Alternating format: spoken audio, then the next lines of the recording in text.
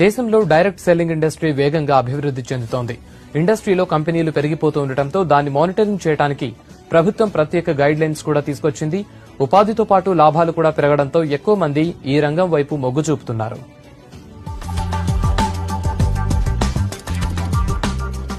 Direct selling industry వేగంగా విస్తరిస్తోంది. ఈ బిజినెస్ తో వినియోగదారులు మోసపోకూడదనే ఉద్దేశంతో 2016 సెప్టెంబర్లో కేంద్రం ఈ ఇండస్ట్రీని గుర్తించి కొత్తగా మార్గదర్శకాలు తీసుకొచ్చింది.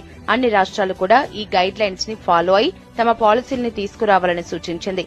ఇప్పటి వరకు అసోం, ఒడిశా మాత్రమే డైరెక్ట్ సెల్లింగ్ ఇండస్ట్రీకి గైడ్ లైన్స్ తీసుకొచ్చాయి. 3 రాష్ట్రంగా ఈ మధ్యే తెలంగాణ ప్రభుత్వం కూడా ప్రత్యేక గైడ్ లైన్స్ తీసుకొచ్చింది.